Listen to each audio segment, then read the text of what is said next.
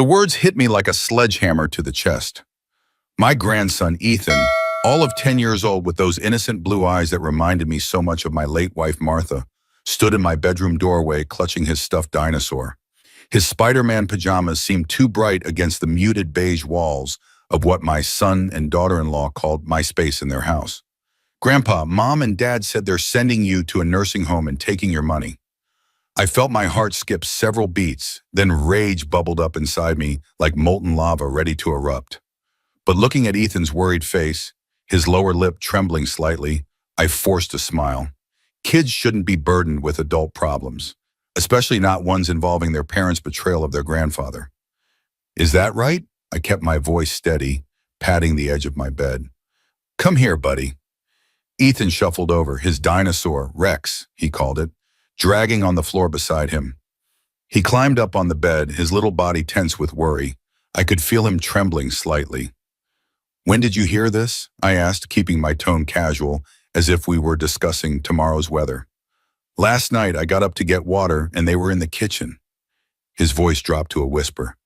"Dad said you're too much work and Mom said Shady Pines has an opening next month. Then Dad said something about your retirement accounts paying for their Hawaii vacation." Ethan looked up at me, confusion clouding his eyes. "What's retirement accounts?" I ruffled his hair, fighting to keep my hand from shaking with rage. "Just boring grown-up stuff. Listen, you did nothing wrong telling me this, but it's our secret, okay? Don't mention to Mom and Sean that we talked about it." "Are they going to send you away?" His voice cracked, and I saw tears forming in those blue eyes. "No, buddy. Don't you worry about that. I'm not going anywhere." I pulled him close, feeling his small arms wrap around my neck. The trust in that embrace made my determination solidify like concrete. "Promise?" he whispered against my shoulder. "I promise now. Back to bed before your parents notice you're up." After Ethan left, sliding off the bed with a worried backward glance, I sat alone in the darkness of my room, the moon casting long shadows across the floor. What used to be my guest bedroom in the sprawling Victorian home I'd shared with Martha for 47 years was now just Grandpa's room, in my son Michael's cookie-cutter house in Denver's endless suburbs. How the hell had I ended up here? The question rattled around my brain like a loose marble. Martha, my beautiful, fierce, loving wife, had been gone 18 months. Cancer, quick and brutal. One day she was complaining about fatigue. The next we were sitting in a doctor's office hearing words like stage 4 and metastasized and options that weren't really options at all. 8 weeks later she was gone. Just like that, 47 years of marriage ended with a whimper in a hospital room that smelled of antiseptic and despair. The last coherent thing Martha had said to me was, "Robert, promise me you'll live. Really live. Don't just exist." I'd nodded, tears streaming down my face, and kissed her paper-thin hand. 26 hours later, she was gone, taking a piece of me with her. After the funeral, I'd rattled around our 2-story Victorian like a marble in an empty box. Every corner held memories. Martha's reading chair by the bay window, her garden visible through the kitchen window. The creak in the 3rd stair that she'd always threatened to fix but never did, because she said it was the house's way of warning us about midnight intruders. I'd wake up reaching for her, only to find cold sheets. I'd make coffee for 2, then stare at the extra mug with a hollow feeling in my chest. I'd talk to her sometimes, telling her about the mail that came, the rose bush that needed pruning, the neighbor's new pum that barked at all hours. That's when Michael and Laura swooped in with their concern and care, voices dripping with a compassion I now realized was as fake as Laura's eyelashes. "Dad, that house is too big for one person. We're worried about you being alone. Think about the stairs. What if you fall? Ethan would love having you here. We have the perfect space for you. It just makes sense financially." The barrage was relentless, delivered over dinners they insisted on bringing to my house, during phone calls that came with increasing frequency, in conversations where they talked about me as if I weren't in the room. "Dad just stares at Mom's chair," Michael would tell Laura while I sat 3 feet away. "We should take him to Dr. Phillips for a depression screening," Laura would reply, examining her manicure. I wasn't depressed. I was grieving. There's a difference. Grief is the price we pay for love, and I loved Martha with everything I had. But to Michael and Laura, my grief was inconvenient, messy, an obstacle to whatever plans they were hatching. After weeks of this psychological warfare, I relented, sold the Victorian that Martha and I had lovingly restored over decades, sanding floors on weekends, hunting for period-appropriate fixtures at flea markets, planting the garden that had become Martha's pride and joy. The day the sold sign went up, I sat on the porch steps and wept like a child, not just for the house, but for what it represented, the life Martha and I had built, the memories embedded in every floorboard and door frame, the future we'd planned to spend there in our rocking chairs, watching the neighborhood kids play. The house sold for $780,000, a fortune compared to the $65,000 we'd paid in 1979. Michael handled the sale, bringing me papers to sign with sticky notes marking the spots. Just standard stuff, Dad. Don't worry about the details. He also suggested I add him to my accounts just in case something happens. At the time, it seemed reasonable. I was grieving, disconnected, barely able to remember to eat, let alone manage finances. The moving day was a blur of strangers packing my life into boxes, Michael directing traffic, Laura making lists, and me standing in the middle of it all, feeling like a ghost in my own life. Most of my furniture, the pieces Martha and I had carefully chosen together, went into storage. Just until we figure out what fits in your new space, Michael assured me. I moved into their modern suburban home with its granite countertops and stainless steel appliances that Laura polished obsessively. No character, no soul, just a showroom for visitors who rarely came. I soon realized that Laura considered dust a personal affront, and my few possessions, the ones that hadn't mysteriously disappeared into storage, were subject to constant reorganization.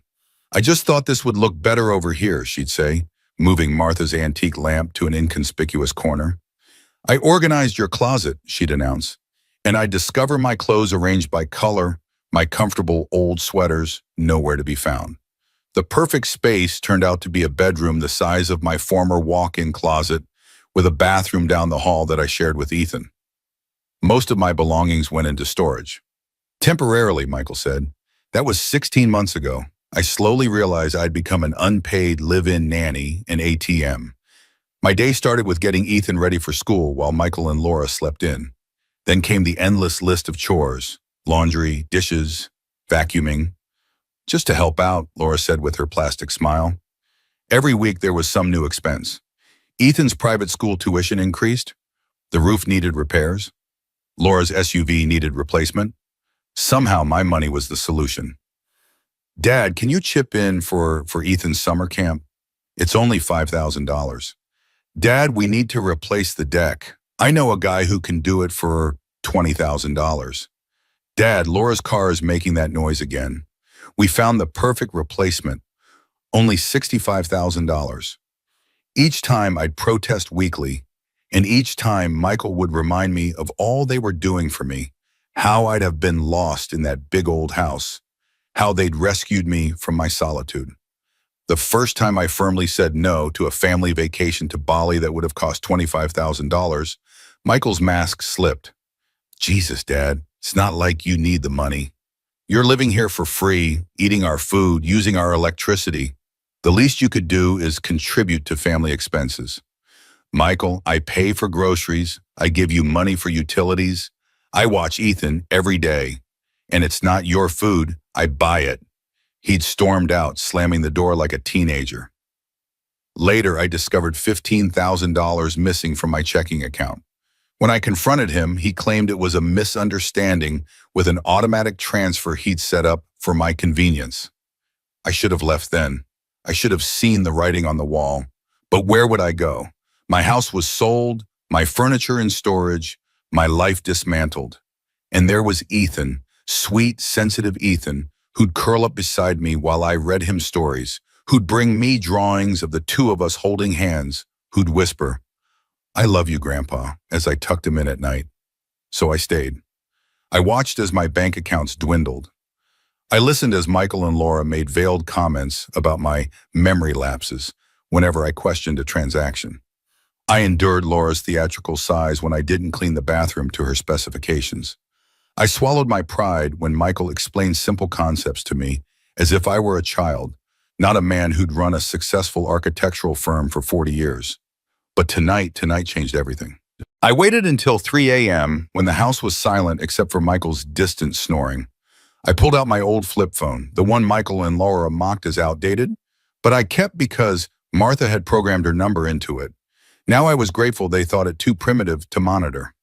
I dialed a number I knew by heart. James Carter. The voice was groggy with sleep. Jimmy, it's Robert Miller. There was a pause, then alertness. Bob? It's the middle of the night. What's wrong?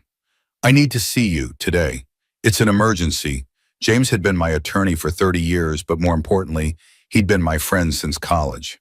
We'd been roommates, best men at each other's weddings. He'd held my hand through Martha's funeral while Michael had been busy arranging things. My office, 7 a.m. before my staff arrives. I slipped out at dawn, leaving a note claiming I was going for an early walk. Instead, I caught an Uber to downtown Denver. The driver, a young guy with dreadlocks and an easy smile, tried making conversation about the weather and the Broncos' chances this season, but my mind was racing with plans and counterplans. You okay, man? He asked as we neared downtown. You look like you're planning a prison break. I managed a tight smile. Something like that. James was waiting, coffee brewing in the ancient percolator he refused to replace. His office hadn't changed in decades. Leather chairs worn smooth by nervous clients, dark wood paneling, law books lining the walls. James himself had gone gray, gained weight, developed a slight stoop, but those sharp eyes hadn't dulled a bit. You look like hell, he said, pouring me coffee in a mug that advertised a long-defunct law conference.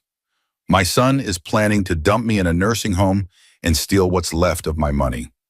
James didn't look surprised. He motioned for me to sit, then settled behind his desk.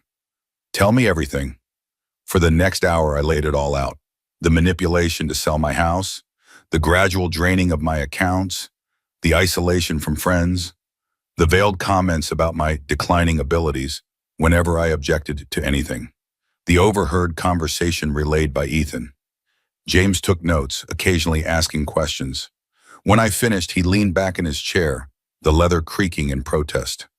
Your son is committing elder abuse and financial exploitation, both criminal offenses. He's still my son. The words tasted bitter, like medicine I needed but didn't want to swallow. A son who's stealing from you and planning to warehouse you against your will. James's voice hardened. Bob, what do you want to do? I straightened my shoulders. I want my life back. I want control of my money, and I want Michael to understand what he's done. James nodded. We need to move fast. Today, first we're revoking any powers of attorney, then we're changing your accounts and freezing the ones Michael has access to. We'll draw up a new will, and we need to get you somewhere safe. Safe. Once Michael realizes what's happening, things could get ugly. Do you have somewhere you can stay? I thought about it. My brother-in-law Thomas has a guest house. He's been asking me to visit since Martha died. Perfect. Call him now. While I made the call, James summoned his paralegal, Denise, a steel-haired woman who'd worked with him for 20 years. She arrived with coffee and bagels, her expression shifting from professional to motherly when James explained the situation. Bastards, she muttered, then composed herself. We'll fix this, Ritbar. Miller, by noon, we had filed the paperwork to revoke Michael's power of attorney. Denise rushed the documents through with ruthless efficiency, calling in favors from court clerks. By 2 p.m., my accounts were secured with new passwords and security questions that had nothing to do with Michael or his family. By 4 p.m., I had a new will that explicitly excluded Michael from any inheritance, with provisions for Ethan's education to be managed by James as trustee. But as we worked, something kept nagging at me, a loose thread I couldn't ignore. James, after Martha died, there was supposed to be a life insurance payout, $250,000. Michael handled it, said it went to cover some outstanding medical bills and funeral costs. But Martha's medical care was covered by our insurance, and the funeral wasn't that expensive. James frowned, tapping his pen against his legal pad. Did you see any documentation? Statements? Receipts? Michael said he'd handle it. I wasn't thinking straight then. Let me make a call. While James stepped out, I stared at the family photo in my wallet. Martha, me, Michael as a boy at Disneyland. All of us wearing Mickey ears and squinting in the California sun. Where had that smiling child gone? Had we spoiled him? Failed him somehow? I thought we'd raised a decent man. Martha would be heartbroken to see what her son had become. James returned, his expression grim. The insurance company confirms the policy was paid out. $250,000, as you said. The check was made out to you and deposited in a joint account you shared with Michael.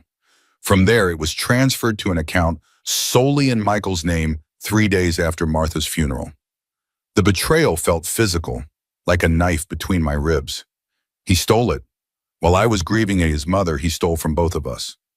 We can add this to the complaint. Complaint? Bob, what Michael's doing isn't just wrong, it's criminal.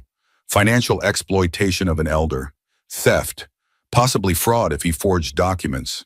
James leaned forward, his eyes serious. You need to decide how far you want to take this. The thought of my son facing criminal charges made me sick. But the alternative, letting him rob me of my dignity, my independence, my life savings, and the last gift from my wife, that was unthinkable. Let's do what needs to be done. James nodded, then picked up his phone. I'm calling Frank Reynolds. He's a detective with the Elder Crimes Unit. We need to document everything immediately. While James made the call, Denise brought me a sandwich and a glass of water. You need to keep your strength up, she said, patting my shoulder.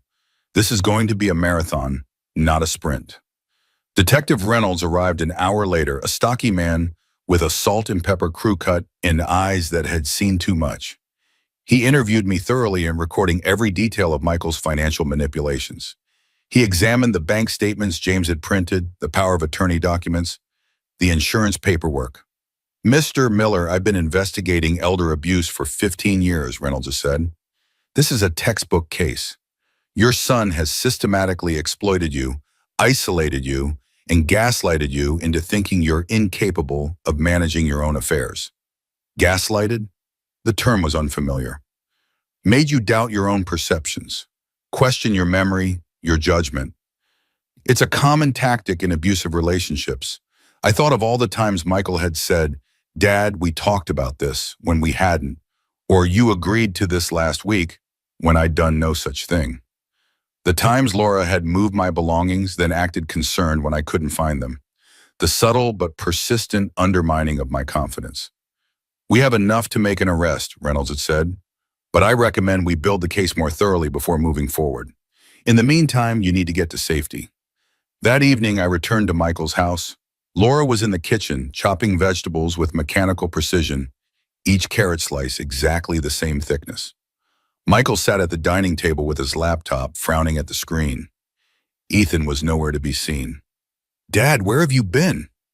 We were worried. Michael's concerns sounded rehearsed, like lines from a bad community theater production. Just out, running errands, I hung my jacket in the closet. Where's Ethan? Soccer practice. Brian's mom is bringing him home. Laura didn't look up from her chopping.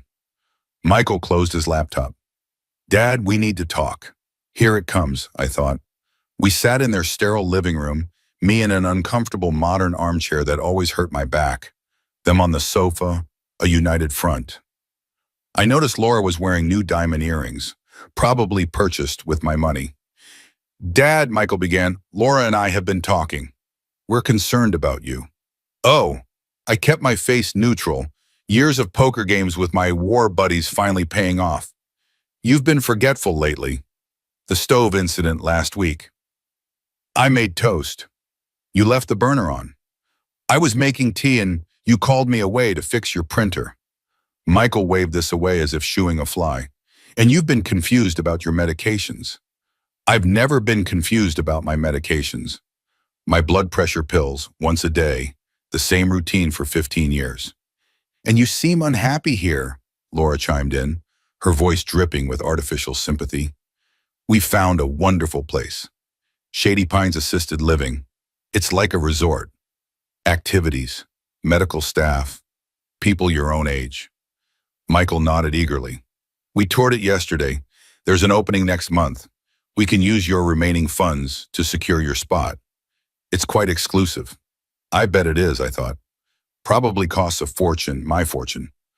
I see. I kept my voice even. And what about my house money? My pension? Martha's insurance? A flicker of something, alarm, crossed Michael's face. All going toward your care, Dad. These places aren't cheap. I nodded slowly, then reached for my phone. Who are you calling? Laura asked, her voice sharp. My attorney? I held up a finger as I pretended to dial. James? Yes, I'm with them now. They've just confirmed everything. Yes, you can come in now. Michael stood, his face suddenly pale. What's going on? The doorbell rang. Laura jumped. Who's that? Probably James. Right on time. Michael's face had lost all color. Dad, what have you done? I stood to answer the door. What have I done? That's Rich coming from the son who stole his mother's life insurance while I was still laying flowers on her grave. James stood on the doorstep, briefcase in hand, expression grim. Behind him was Detective Reynolds and a woman I didn't recognize, dressed in a no-nonsense pantsuit, her badge visible on her belt. Robert, James nodded. This is Detective Samantha Foster, Elder Crimes Unit. She'll be working with Frank on your case. The next few hours were a blur of accusations, denials, and documents. Detective Foster asked pointed questions about accounts, transfers, the insurance money. Michael alternated between righteous indignation and stammering excuses. Laura sat frozen, occasionally shooting venomous glares my way. This is all a misunderstanding, Michael insisted, his voice cracking. Dad's confused. He agreed to all this. Oh, Mr. Miller, Detective Foster addressed me, did you authorize your son to transfer $250,000 of insurance proceeds to his personal account? No, Did you agree to sell your house with the understanding that the proceeds would be used solely for your care? No, I was told I'd maintain control of those funds. And are you experiencing cognitive decline that would necessitate assisted living? My doctor gave me a clean bill of health 3 weeks ago. I'd be happy to undergo another evaluation. Michael slumped in his chair. Laura had begun to cry, whether from shame or fear of consequences, I couldn't tell. Detective Foster stood. Mr. Miller, we have enough to proceed with charges if that's your wish. I looked at my son, this stranger wearing his face. It is. As the detective was explaining the process, the front door burst open. Ethan ran in, soccer bag slung over his shoulder, then froze at the scene before him. Dad? Grandpa? Why was there a police lady here? The room went silent. Michael looked at his son, then at me, panic in his eyes. Ethan, go to your room, Laura said, her voice brittle. But what's happening? Your parents and I are having a disagreement, I said gently. Nothing for you to worry about. Is it because of what I told you? About the nursing home? Ethan's voice was small. Laura's head whipped toward him. What did you tell your grandfather? I heard you and Dad talking about sending Grandpa away and taking his money for Hawaii. Laura's face went from red to white in an instant. Michael put his head in his hands. You little snitch, Laura hissed at Ethan. That was it. The final straw. I'd tolerated their manipulation, their theft, their lies, but I would not let them blame a child for their sins. Detective, I said, my voice steady, I want to press all possible charges. And James, I want to file for emergency custody of my grandson. You can't do that, Laura screeched, lunging toward me. Detective Foster stepped between us. Mrs. Miller, sit down, now. Michael was arrested that night, the handcuffs clicking shut around his wrists with a finality that made my stomach turn. Despite everything, it was hard to watch my son being led to a police car, head bowed, neighbors peering through curtains at the spectacle. Laura, who hadn't been directly involved in the financial crimes, though she'd benefited from them, was left to explain to Ethan why police had taken his father away. James filed emergency paperwork for temporary custody of Ethan, citing Laura's emotional outburst and verbal abuse. I moved into Thomas's guest house the next day. Martha's brother had been skeptical of Michael from the start. Something shifty in his eyes, he'd said. Thomas, a retired judge, pulled strings to expedite the custody hearing. I never liked that son of yours, Thomas said as he helped me settle in. Martha always defended him, said he was just ambitious. I called it greed. I should have seen it, I admitted, unpacking the few possessions I'd brought from Michael's house. Don't beat yourself up, Bob. Grief blinds us. And he's your son. You wanted to believe the best. The guest house was small but comfortable, with a kitchenette, bedroom, and sitting area. Through the windows, I could see Thomas's expansive garden where Martha and her brother had played as children. It felt more like home than Michael's house ever had. The day of the custody hearing, I sat in the courtroom, stomach in knots. Laura arrived with a slick attorney in an expensive suit. She'd done her hair, put on a conservative dress, playing the part of the grieving, misunderstood daughter-in-law. Your Honor, her attorney began, Mrs. Miller is the victim here. Her father-in-law, clearly suffering from paranoia and confusion, has torn apart this family based on the words of a child who misunderstood an adult conversation. James stood. Your Honor, we have bank records showing systematic theft of Mr. Miller's assets. Mrs. Miller verbally abused her son in front of witnesses, calling him a snitch for telling the truth. The environment is toxic and unsafe for the child. The judge, a stern woman with steel gray hair, looked at Laura. Mrs. Miller, did you call your son a snitch in the presence of law enforcement? Laura squirmed. I was upset. It was a stressful situation. That's not a denial, Mrs. Miller. The judge called Ethan to her chambers to speak privately. When they returned, she looked grim. Based on the evidence presented and my conversation with the minor child, I'm granting temporary custody to Robert Miller, with supervised visitation for Laura Miller pending further investigation and hearings. Laura collapsed into tears, real ones this time. Part of me felt sorry for her. The larger part remembered her venom toward Ethan, her cold calculation, her new diamond earrings bought with Martha's insurance money. Thomas's guest house became home for Ethan and me. The first few nights were rough. Ethan cried for his mother, confused and frightened by the upheaval. I sat with him, letting him cry, assuring him none of this was his fault. But if I hadn't told you what I heard, Dad wouldn't be in jail and Mom wouldn't hate me, he sobbed. Ethan, look at me. I held his small face in my hands. What your parents did was wrong, very wrong. Grown-ups who do wrong things have to face consequences. You told the truth, and that's always the right thing to do, even when it's hard, especially when it's hard. Slowly, we established a routine: school, homework, dinner with Thomas and his wife Ellen, who spoiled Ethan rotten with cookies and stories. Weekends were for adventures, fishing at the lake, movies, museums. I discovered that Ethan had never been to the Natural History Museum, despite living in Denver his whole life. Mom says museums are boring, he explained, as we stood before a towering T-Rex skeleton, his eyes wide with wonder. What do you think? This is the coolest thing ever. While Ethan adjusted to his new life, Michael's case proceeded through the legal system.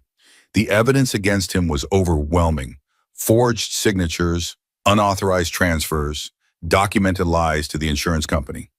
He was charged with multiple felonies: financial exploitation of an elder, grand theft, fraud. I visited him once in the detention center, a grim concrete building that smelled of despair and industrial cleaner. Michael sat across from me in an orange jumpsuit, his face haggard, eyes bloodshot. Why Michael? I asked, the question that had haunted me for months. We gave you everything: love, education, opportunities. Your mother would be heartbroken. He couldn't meet my eyes. I don't know, Dad. It started small, a transfer here, a bill there. Then it snowballed. We were in debt up to our eyeballs. Credit cards, the mortgage, Ethan's school. Laura wanted the life her friends had. So you decided to sacrifice me? He flinched. I told myself you'd be better off in assisted living.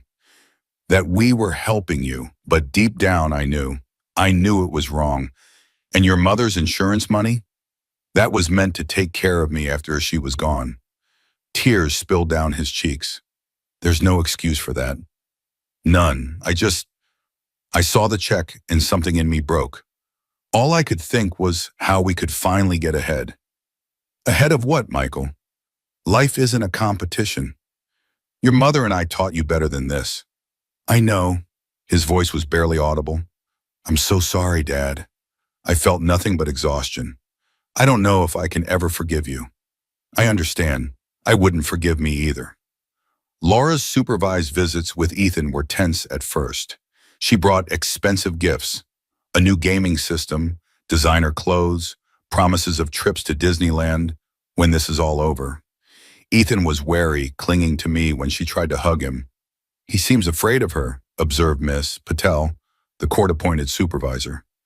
She's always been intense, I explained, watching Laura's strained attempts to connect with her son. Everything has to be perfect in her world. Perfectionism can be a form of control, Miss Patel noted, and very damaging to children. Over time, something unexpected happened. Laura began to change. Without Michael's influence, she seemed less brittle, less artificial. She stopped bringing expensive gifts and started actually talking to Ethan, asking about school, his friends, the books he was reading. After one visit, Miss Patel pulls me aside. Mr. Miller, I've supervised hundreds of visitations. Mrs. Miller is making genuine progress. She's acknowledging her role in what happened and working to rebuild trust with her son. People can change, I said, not entirely convinced. Sometimes losing everything makes people reevaluate what matters. Meanwhile, James and Detective Foster continued building their case against Michael. They discovered more accounts, more unauthorized transfers, even a vacation property in Vail purchased with my money entitled solely in Michael's name. The DA is offering a plea deal, James informed me over coffee one morning. 10 years, eligible for parole in 5, plus full restitution. 10 years. The number shocked me. A decade of my son's life. The alternative is trial and possibly 20 to 30 years. The DA is taking this very seriously, Bob. Elder financial abuse cases rarely get this kind of attention. Why this one?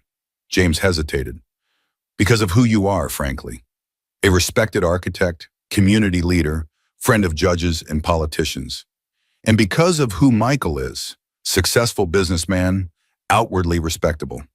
It makes for a compelling cautionary tale. The idea of Michael spending a decade in prison made me physically ill. Despite everything, he was still my son, still the baby Martha and I had brought home from the hospital, the toddler whose first steps I'd witnessed, the teenager I'd taught to drive. Is there any alternative? I asked. What did you have in mind? I thought about Martha, about what she would want. Restitution, certainly. Community service, maybe working with elderly victims of similar crimes. Mandatory therapy, and a suspended sentence that would activate if he ever did anything like this again. James sighed. I'll talk to the DA, but don't get your hopes up.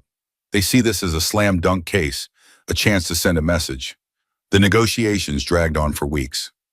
Meanwhile, Ethan and I settled into a routine. He enrolled in a new school closer to Thomas's house, made friends, joined the swim team. The nightmares that had plagued him after Michael's arrest gradually subsided. He smiled more, laughed more. Grandpa, he said one evening as we walked home from the bus stop, I like living with you. I like living with you too, Bodie. Even if Dad gets out of jail and Mom gets better, can I still stay with you sometimes? Anytime you want. My door will always be open for you. The prosecutor eventually accepted a modified plea deal. Restitution of all stolen funds, plus interest, 5 years probation, 2,000 hours of community service, specifically with elderly victims of financial crimes, and mandatory therapy. The alternative was 15 years in prison. The judge made it clear that the lenient sentence was solely due to my advocacy as the victim. Mr. Miller has shown extraordinary mercy, the judge said at sentencing. I suggest you spend every day of your probation remembering that.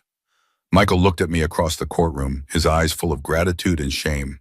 I nodded once, then looked away. The wound was still too raw. Laura filed for divorce while the case was pending.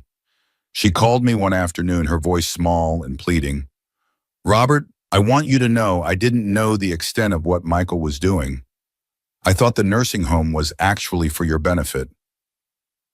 But you knew about the money, I said, and the vacations, the new car, the kitchen renovation. You didn't think to ask where it all came from? Her silence was answer enough. Can you ever forgive us? She finally asked. Forgiveness takes time, Laura. Right now, I'm focused on rebuilding my life and taking care of Ethan. I understand. I'm working with a therapist, trying to understand why I went along with it all, why I was so fixated on appearances that I lost sight of what matters. And what matters? Family. Real family, not the Instagram version I was chasing. After a year with Thomas, I found a small house to rent for Ethan and me. 2 bedrooms, a yard for him to play in, walking distance to his school. The court granted me permanent guardianship, with Laura progressing to unsupervised weekend visitation. With James's help, I recovered most of my money. The house proceeds, the retirement accounts, even most of Martha's insurance money. The Vale property was sold, the proceeds returned to me. Michael's assets were liquidated to pay restitution. It wasn't about the money, though. It was about justice, about consequences for betrayal. I enrolled in history classes at the community college, something I'd always wanted to do but never had time for while working. I joined a gym where I met other retirees who discovered the joy of strength training in their golden years. I reconnected with old friends and made new ones. One evening, I ran into Susan Campbell at the grocery store. She'd been Martha's best friend, a widow herself, but we'd lost touch after I moved in with Michael. Bob Miller, as I live and breathe. Her smile was warm, her eyes kind. I've been thinking about you. Susan, it's been too long. I tried calling a few times, but Michael always said you were resting or out with friends. Another way he had isolated me. I'm sorry about that. A lot has happened. I've heard bits and pieces. Terrible business. She touched my arm gently. How are you holding up? Better now? I have custody of my grandson. We're finding our way. I'd love to hear about it, maybe over dinner sometime. That dinner led to another, then another. Susan was good company. Smart, funny, independent. She understood grief, having lost her husband to a heart attack 5 years earlier. She didn't try to replace Martha in my heart, just created her own space there. Ethan adored her immediately. She makes you smile, Grandpa, he observed after Susan had joined us for a Saturday at the zoo. Does she? Yep, like real smiles, not the ones you do when you're pretending to be okay. Kids notice everything. Michael was released after serving 6 months for violating probation. He'd failed to report a new bank account, a minor infraction, but one that triggered a swift response from his probation officer. The terms of his probation prevented him from handling anyone else's finances and required him to make monthly restitution payments. He found work as a janitor at a nursing home, an irony that wasn't lost on any of us.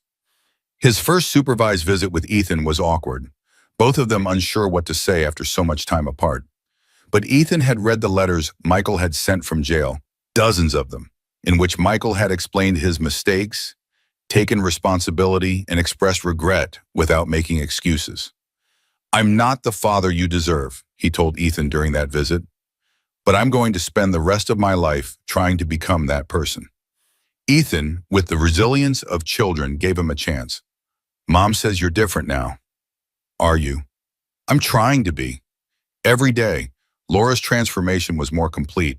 She'd sold the suburban showplace, moved into a modest apartment, found a job as a receptionist at a dental office. She attended therapy faithfully, joined a church group, volunteered at a homeless shelter. The brittle, status-obsessed woman was gone, replaced by someone more authentic, more compassionate. I was so caught up in having the right house, the right car, the right clothes, she admitted during one of our co-parenting conversations. I thought that's what would make me happy. But I was miserable. We all were. And now? She smiled, a real smile that reached her eyes. Now I know better. I have less, but I'm happier. And I think Ethan is too, when he's with me. We bake cookies. We play board games. Simple things I was too busy for before. 2 years after that fateful night when Ethan had inadvertently saved me, we had reached an uneasy peace. Michael worked his janitorial job, attended his mandated counseling, and slowly rebuilt his relationship with his son during supervised visits. Laura had found a steady boyfriend, a kind plumber named Dave, who treated Ethan with genuine affection. Ethan thrived in school, made friends, and showed a remarkable resilience that sometimes left me in awe. Susan and I had grown closer, spending weekends together, planning trips, discussing books over wine. She didn't move in. We both valued our independence too much for that. But she was a regular presence in our lives, a source of warmth and laughter. I kept my promise to Martha, visiting her grave every Sunday to tell her about our grandson's latest achievements. You'd be so proud of him, I'd say, placing fresh flowers beside her headstone. And you were right about those swimming lessons. He's a natural. One Sunday, I arrived to find someone already there, Michael kneeling beside his mother's grave, head bowed. I didn't know you came here, I said. He startled, then stood. Every Saturday, I talk to her, tell her I'm sorry, ask for guidance. I nodded, unsure what to say.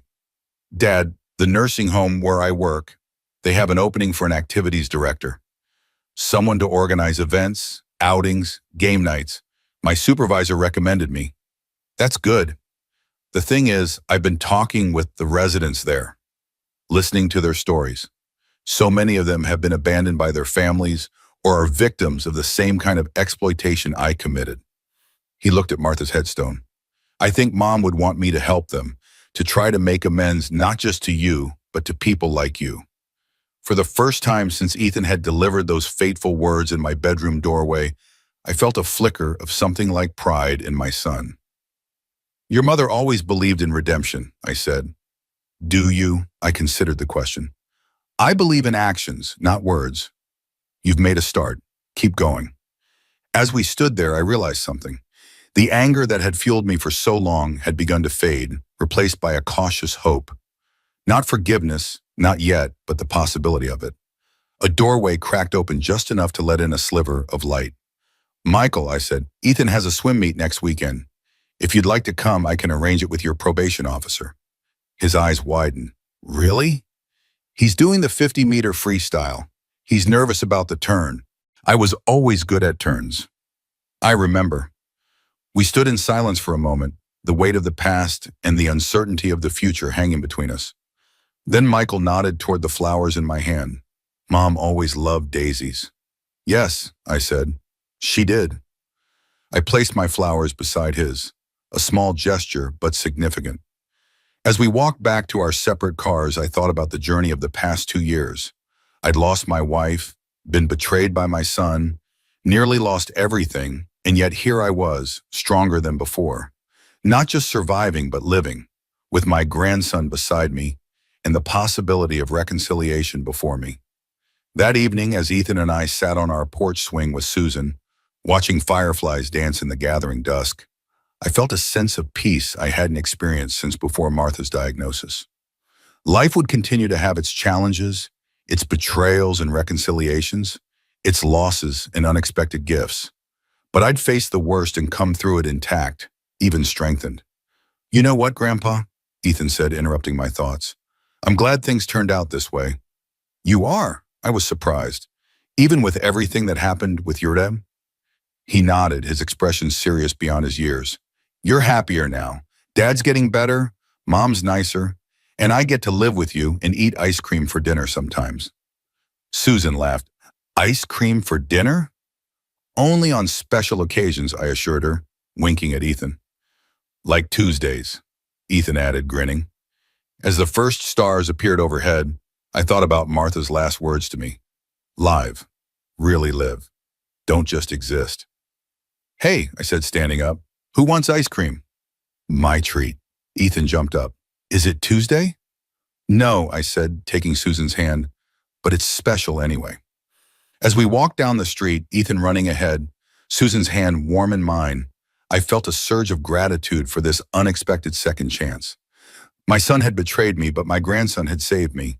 I'd lost my wife, but found a new companion. I'd been robbed of my home, but created a better one. You're miles away, Susan said, squeezing my hand, just thinking how life never turns out the way you expect. Sometimes it's better, she said softly. Looking at Ethan's excited face as he pressed his nose against the ice cream shop window, I had to agree. Not perfect, not without scars, but better in ways I couldn't have imagined that night, when a little boy in Spider-Man pajamas had unwittingly changed the course of all our lives. Grandpa, Ethan called, hurry up! I want the chocolate explosion. Coming, buddy. I quickened my pace, ready to embrace whatever came next. I'm right behind you.